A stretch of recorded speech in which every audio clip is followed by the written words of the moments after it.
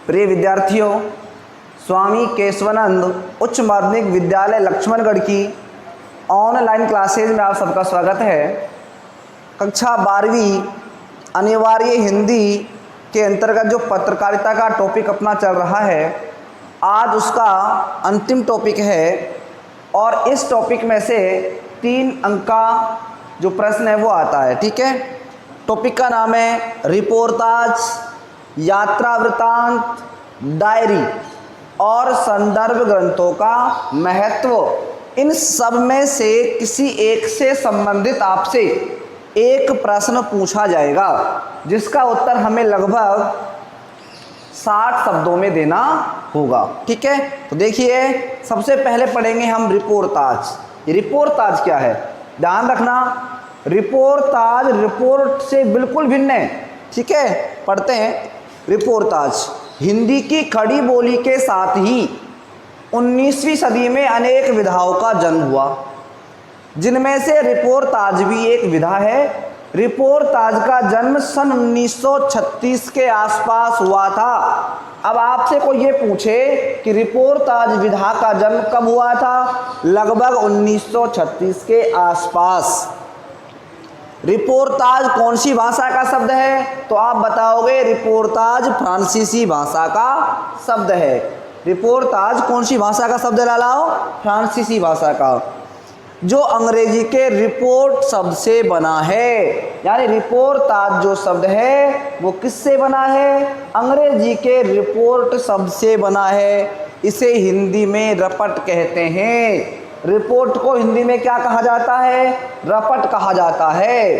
तो रपट से रिपोर्टाज बना है। ठीक है, जब किसी आंखों देखी घटना का तथ्यात्मक वर्णन किया जाता है तो वह रिपोर्ट कहलाती है।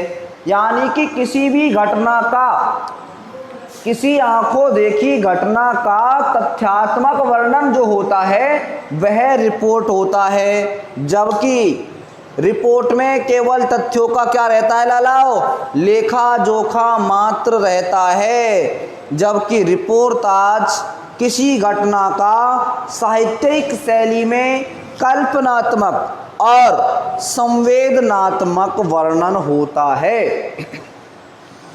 यानी किसी रिपोर्ट का कल्पनात्मक है ना और संवेदनात्मक वर्णन क्या कहलाएगा, रिपोर्टाज कहलाएगा। रिपोर्ट नीरस होती है और रिपोर्टाज सरस होता है। ठीक है भाई, रिपोर्ट की कोई खास शैली नहीं होती है, जबकि रिपोर्टाज रेखा चित्र शैली में लिखा जाता है। अब बात लालाओ ध्यान देने की यह है, इसमें हमारे 2 प्रश्न बन गए। कितने प्रश्न बन गए, 2। एक प्रश्न बन गया कि रिपोर्टाज से हम क्या समझते हैं, तो आप बता ही दोगे कि रिपोर्टाज क्या है।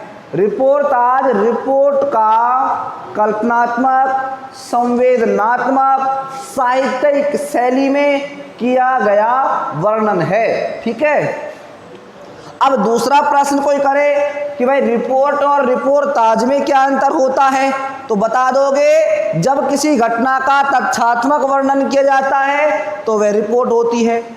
रिपोर्ट में केवल तथ्य होते हैं, ठीक है, केवल सबूत होते हैं। जबकि रिपोर्टाज किसी घटना का साहित्यिक शैली में कल्पनात्मक, संवेदनात्मक वर्णन होता है। रिपोर्ट नीरस होती है जबकि रिपोर्टाज सरस होता है। रिपोर्ट की कोई खास शैली नहीं होती है, जबकि रिपोर्टाज रेखा चित्र शैली में लिखा जाता है। ये क्या हो गया, रिपोर्ट और रिपोर्टाज का अंतर हो गया। उसके बाद बात आती है रिपोर्टाज का इतिहास क्या रहा है। ध्यान रखिए, रिपोर्टाज का जन्म वास्तविक रूप से तो बहुत बाद में हुआ, लेकिन इसकी कुछ विशेषताएं भारतेंदु काल से ही आरंभ हो गई थी। यानी हिंदी की ज्यादातर विधाओं का जो आरंभ हुआ वह आरंभ लालाओ कब से हुआ, भारतेंदु काल से हुआ। और भारतेंदु जब काल से वर्णन इसका प्रारंभ हुआ है तो भारतेंदु काल से ही रिपोर्टाज विधा के कुछ लक्षण दिखाई देने लग गए थे। ठीक है, भारतेंदु हरिश्चंद्र ने 1877 में हरिश्चंद्र चंद्रिका में दिल्ली दरबार का वर्णन किया था। यानी कि भारतेंदु हरिश्चंद्र की एक पत्रिका थी, जिस पत्रिका का नाम क्या था? हरिश्चंद्र चंद्रिका। इस हरिश्चंद्र चंद्रिका में दिल्ली दरबार का क्या किया गया था? वर्णन किया गया था। और वो वर्णन कैसे किया गया था? रिपोर्टाज की शैली में किया गया था। हिंदी का पहला रिपोर्टाज, देखो बड़ा अच्छा प्रश्न बनता है लालाओ कि हिंदी का पहला रिपोर्टाज कौन सा था, यह कहां से छपा था, इसके लेखक कौन थे? तो ध्यान करिए, हिंदी का पहला रिपोर्टाज शिवदान सिंह चौहान की रचना लक्ष्मीपुरा को माना जाता है। यानी शिवदान सिंह चौहान कृत लक्ष्मीपुरा, ये लक्ष्मीपुरा क्या है? ये एक रिपोर्टाज है। इसे क्या माना जाता है? हिंदी का पहला रिपोर्टाज माना जाता है, जो कब छपा था? 1938 में रूपाब पत्रिका में छपा था, जो कोलकाता से निकलती है। ये जो रूपाब नामक पत्रिका है ना, ये कहाँ से निकलती है लालाओ? यह निकलती है कोलकाता से।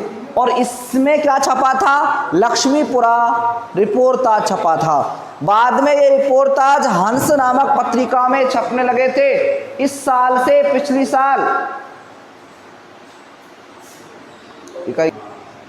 तो लालाओ बता रहा था मैं आपको कि 1877 में, ठीक है ना, एक पत्रिका थी हरिश्चंद्र जी की, जिसका नाम था हरिश्चंद्र चंद्रिका। इस हरिश्चंद्र चंद्रिका नामक पत्रिका में दिल्ली दरबार का क्या किया गया था लालाओ? वर्णन किया गया था, ठीक है ना। और उसके बाद हिंदी का पहला रिपोर्टाज शिवदान सिंह चौहान की रचना लक्ष्मीपुरा को माना जाता है, जो सन 1938 में रूपाब पत्रिका कोलकाता से छपा था। बाद में ये रिपोर्टाज हंस नामक पत्रिका में छपने लगे थे। ध्यान करिए, इस साल से पिछली साल जो प्रश्न आया था, उसमें उन पत्रिकाओं के नाम पूछे थे जिन पत्रिकाओं में रिपोर्टाज छपते आए हैं। तो ध्यान करिएगा, एक पत्रिका तो कौन सी है? रूपाभ नामक पत्रिका, जो कलकत्ता से निकलती थी। और दूसरी कौन सी है? हंस। ध्यान करिए, इस हंस नामक पत्रिका के संपादक रहे थे कौन? मुंशी प्रेमचंद जी, ठीक है। अब हम पढ़ते हैं प्रमुख रिपोर्टाज लेखक कि ऐसे कौन कौन से लेखक हैं जिन्होंने रिपोर्टाज लिखे हैं।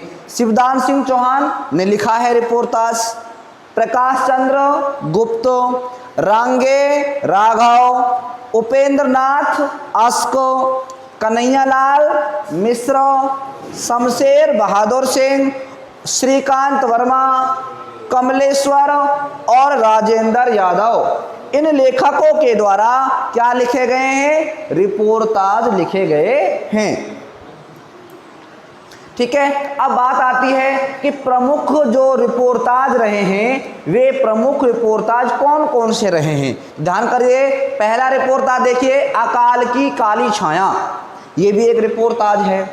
अग्निकुंड, ये भी एक रिपोर्टाज है। झुलसती हुई जिंदगी, दुर्घटना में सिसकती जिंदगी, रौंदी हुई चेतना, देश की मिट्टी बुलाती है, युद्ध यात्रा, अपोलो का रथ और वे लड़ेंगे 1000 साल। ये सभी यात्रा वृतांत, ये सभी रिपोर्टाज हैं जो लिखे गए हैं लेखकों के द्वारा, ठीक है। अब बात आती है लालाओ यात्रा वृतांत। ये यात्रा वृतांत क्या होता है? जब कोई लेखक या कोई यात्री या फिर कोई व्यक्ति जब किसी यात्रा पर जाता है, ठीक है, यात्रा पे उसे जो जो अनुभव प्राप्त होते हैं, जो जो उसे अनुभव मिलते हैं, जो ज्ञान मिलता है, जिन जिन लोगों से उसकी मुलाकात होती है, जो वो देखता है, उन सब का वर्णन वो साहित्यिक शैली में करता है। और ये साहित्यिक शैली में लिखा गया वर्णन ये क्या कहलाता है? यह यात्रा वृतांत कहलाता है। और जब भी इसे हम पढ़ेंगे, जितनी भी बार हम इसे पढ़ेंगे, हमें कैसा आनंद आएगा? जैसे हम किसी यात्रा का अनुभव कर रहे हों। इसलिए इसकी महत्ता बन जाती है। तो जब कोई लेखक या कोई यात्री किसी पर्यटक स्थल या धार्मिक स्थान की यात्रा करता है, यात्रा के दौरान प्राप्त अनुभवों, विशेष व्यक्तियों से मुलाकातों और उनसे अर्जित ज्ञान को साहित्यिक शैली में लिखता है, जिसे हम यात्रा वृत्तांत के नाम से जानते हैं। अब बात आती है कि यात्रा वृत्तांत का जो इतिहास है वह क्या रहा है और कौन से लेखकों के द्वारा कौन से यात्रा वृत्तांत लिखे गए हैं। तो यात्रा वृत्तांत भारतेंदु युग के अनेक लेखकों ने लिखे हैं। तो इसका मतलब साफ है कि यात्रा वृत्तांत का आरंभ भी कब से हो गया था? भारतेंदु काल से ही हो गया था। क्यों हो गया था? क्योंकि हिंदी की नई नई विधाओं का जन्म ही भारतेंदु काल से हुआ। गद्य की शुरुआत ही भारतेंदु काल से हुई, और जब गद्य की शुरुआत भारतेंदु काल से हुई तो सीधी सी बात है कि इन विधाओं का आरंभ भी तभी से हुआ होगा। ठीक है, भारतेंदु जी के द्वारा लिखे गए यात्रा वृत्तांत कवि वचन सुधा पत्रिका में प्रकाशित हुए हैं। भारतेंदु हरिश्चंद्र जी के द्वारा प्रकाशित एक पत्रिका थी जिसका नाम था कवि वचन सुधा। इस पत्रिका में क्या छपते थे? सभी यात्रा वृत्तांत छपा करते थे। इसमें सरयू पार की यात्रा, लखनऊ की यात्रा, हरिद्वार की यात्रा प्रमुख हैं। ध्यान करिए, सरयू पार की यात्रा, लखनऊ की यात्रा, हरिद्वार की यात्रा, ये सभी यात्राएं कौन के द्वारा की गई थी? भारतेंदु हरिश्चंद्र जी के द्वारा की गई थी। और इन यात्राओं का वर्णन इनमें मिलता है, और ये सब किस में छपे थे? कवि वचन सुधा नामक पत्रिका में छपे थे। बालकृष्ण भट्ट ने गया यात्रा, बालकृष्ण भट्ट का यात्रा वृत्तांत है, उसका क्या है? गया यात्रा। ये गया कहाँ पड़ता है? बिहार में पड़ता है। प्रताप नारायण मिश्र ने विलायत यात्रा, जब प्रताप नारायण मिश्र लंदन गए या विदेश गए, उसका उन्होंने वर्णन किया है विलायत यात्रा के नाम से, है ना। अज्ञे वही हिरानंद बादशाह अज्ञे ने अरे यायावर रहेगा याद और एक बूंद सहसा उछली। ये दो यात्रा वृत्तांत कौन के हैं? अज्ञे महोदय के हैं। कौन कौन से? अरे यायावर रहेगा याद, और दूसरा कौन सा है? एक बूंद सहसा उछली। और ये तो फेमस है मोहन राकेश का यात्रा वृत्तांत, कौन सा? आखिरी चट्टान तक, आखिरी चट्टान तक। ये जो यात्रा वृत्तांत रहे हैं बहुत ही प्रसिद्ध रहे हैं और लोगों को, पाठकों को लुभाने वाले रहे हैं। ठीक है, अब जो अपना अंतिम टॉपिक आता है लालाओ, वह आता है डायरी। ठीक है, डायरी जिसका हम दैनिक जीवन में प्रयोग करते हैं, पढ़ते हैं। डायरी एक नोटबुक या कॉपी होती है। डायरी क्या होती है? या तो कोई नोटबुक होती है या कोई कॉपी होती है, जिसमें व्यक्ति क्या करता है? अपनी दैनिक जीवन की घटनाओं का लेखा जोखा रखता है। जो दैनिक जीवन में जो जो घटनाएं घटती हैं, ठीक है, जो भी उसे अनुभव प्राप्त होते हैं, जिन लोगों से उसकी मुलाकात होती है, उन सारी दैनिक घटनाओं का वर्णन वह जिस पुस्तक में करता है, जिस कॉपी या नोटबुक में करता है, वह नोटबुक लेखन क्या कहलाता है लालाओ? डायरी लेखन कहलाता है। इसे रोजनामचा। अब क्वेश्चन ऐसे बन सकता है कि डायरी को किन किन नामों से जाना जाता है? तो डायरी को रोजनामचे के नाम से भी जाना जाता है। डायरी जो है दैनिकनी भी कहलाती है, डायरी जो है दैनिकी भी कहलाती है। ये डायरी के क्या हो गए? अन्य नाम हो गए। ठीक है, अब बात आती है भारत में डायरी लेखन की परंपरा नई नहीं है। हम सोच रहे हो कि भाई डायरी तो हमारी नई परंपरा है, ये कोई नई विधा है। ध्यान करिए, नई विधा नहीं है। भारत में बही लिखने की जो परंपरा थी ना, बहुत प्राचीन थी। बड़े बड़े राजा महाराजा, सेठ साहूकार अपने सारे धन का, माल का, व्यापार का, ठीक है, सारे कारोबार का जो लेखा जोखा रखते थे वो किस में रखते थे? उस बही में रखते थे। और बही क्या होती थी? वही नोटबुक या कॉपी होती थी। ठीक है, और वही काम आज हम करते हैं, किसी नोटबुक या डायरी में अपनी जीवन घटनाओं को लिखते हैं। ठीक है, अब डायरी लेखन की जो आवश्यक बातें हैं ना, कौन कौन सी बातों का ख्याल रखा जाता है, क्या इसकी विशेषताएं हो सकती हैं, तो बता देता हूं मैं आपको। डायरी में दिनांक और तिथि लेखक अपने हाथ से लिखता है। यानी डायरी जब आदमी लिखता है ना, तो उसमें दिनांक, तिथि, वार, ये सभी अपने हाथ से लिखता है। और जो चीज़ अपने हाथ से लिखी जाती है ना, वो विश्वसनीय होती है। ठीक है, क्योंकि हर व्यक्ति जो है अपनी राइटिंग पहचानता है ना, अपना लिखा हुआ पहचानता है, अपनी भाषा शैली जानता है और अपनी लिखी हुई पर ज़्यादा विश्वास करता है। अब मान लो मैं अपने जीवन की घटनाओं को लिखूं और आज से 20 साल बाद फिर मैं उसे देखूं तो मैं खुद विश्वास कर जाऊंगा ना, यार ये मैंने लिखा है और जो मैंने लिखा है वो बिल्कुल कैसा होगा, सही होगा। इसलिए डायरी जो होती है ज़्यादा विश्वसनीय होती है। उसके बाद डायरी क्या होती है, डायरी में लेखक अपनी भावनाओं को ईमानदारी से लिखता है, यानी डायरी में किसी का हस्तक्षेप नहीं होता है, ठीक है ना। डायरी किसी के दबाव में नहीं लिखी जाती है, डायरी स्वयं लिखी जाती है, यानी खुद लिखता है वो और पूरी ईमानदारी से लिखता है, ठीक है। तीसरी बात कौन सी है, डायरी लेखक का भविष्य के लिए दस्तावेज होता है। जो डायरी होती है वह इसलिए नहीं होती कि वो अब काम आएगी, वह भविष्य में काम आएगी। व्यक्ति क्या करता है, जब उसके पास संकट की घड़ी होती है या जब वो अपने जीवन में कुछ बाधा महसूस करता है तो अपने अतीत को पढ़ता है, और अतीत को कहाँ से पढ़ता है, डायरी से पढ़ता है, और अतीत को पढ़ करके उससे प्रेरणा ग्रहण करता है और सबक लेकर के जीवन को आगे बढ़ाता है। इसलिए डायरी क्या होती है, व्यक्ति की भविष्य के लिए बनाई गई दस्तावेज होती है, ठीक है। डायरी लेखक की प्रामाणिक अभिव्यक्ति होती है। अपने दैनिक जीवन में जो कुछ घटता है उसका लेखा जोखा डायरी में होता है। इसलिए डायरी क्या होती है, व्यक्ति की प्रामाणिक अभिव्यक्ति होती है, ठीक है। और अंत में बात आती है अपनी संदर्भ ग्रंथों की। संदर्भ ग्रंथ क्या होते हैं, देखिए किसी भी विषय से संबंधित संपूर्ण जानकारी या फिर ज्ञान जिन ग्रंथों से प्राप्त होता है वे ग्रंथ क्या कहलाते हैं, संदर्भ ग्रंथ कहलाते हैं। यहाँ पर अज्ञान गलत लिखा है, ध्यान करिए, ठीक है।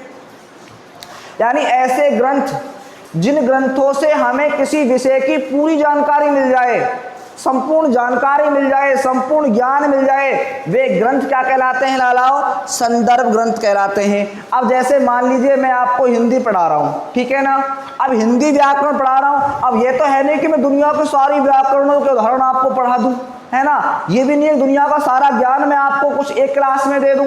अब मैं क्या कहूँगा आपसे, मैं ये कहूँगा कि प्रिय विद्यार्थियों, मैं जो हिंदी व्याकरण पढ़ा रहा हूँ ना, इस हिंदी व्याकरण की जो जानकारी है ना, ये आपको हिंदी व्याकरण एवं रचना में मिल जाएगी, ठीक है। ये जो पढ़ा रहा हूँ ना, इसकी जानकारी आपको पाणिनिकृत व्याकरण में मिल जाएगी, ठीक है ना। मैं ये कहूँ कि माध्यमिक शिक्षा बोर्ड के द्वारा जारी की गई जो व्याकरण की पुस्तक है उसमें ये जानकारी मिल जाएगी, ठीक है। अब देखिए, अब ये जो ग्रंथ हैं, कौन से ग्रंथ, पाणिनिकृत व्याकरण, हिंदी व्याकरण एवं रचना। अब ये ग्रंथ क्या प्रदान कर रहे हैं, व्याकरण से संबंधित जानकारी प्रदान कर रहे हैं, तो वो ग्रंथ क्या कहलाएंगे, वे ग्रंथ कहलाएंगे संदर्भ ग्रंथ। और ये क्या करते हैं, ये हमारे अध्ययन में विशेष सहायता प्रदान करते हैं, ठीक है। तो ऐसे ग्रंथ जो किसी विषय से संबंधित संपूर्ण जानकारी रखते हैं, संपूर्ण ज्ञान रखते हैं और हमें अध्ययन में सहायता प्रदान करते हैं, वे क्या कहलाते हैं लालाओ, संदर्भ ग्रंथ कहलाते हैं, ठीक है। ये व्यक्ति के अध्ययन में विशेष सहायता देते हैं। किसी विषय को संपूर्णता और सहजता के साथ सीखने में संदर्भ ग्रंथों का महत्वपूर्ण योगदान होता है। संदर्भ ग्रंथों को ज्ञान का क्या कहा जाता है, भंडार कहा जाता है, क्योंकि उस विषय की पूरी जानकारी इनमें उपलब्ध होती है, ठीक है। इसी दृष्टि से यानी अध्ययन को अध्ययन की सुगमता के लिए, सहजता के लिए, ज्ञान की संपूर्णता के लिए क्या होता है, संदर्भ ग्रंथों का महत्व विशेष हुआ करता है, ठीक है। तो आज अपना ये पत्रकारिता का जो टॉपिक है वो क्या हो गया लालाओ, पूर्ण हो गया।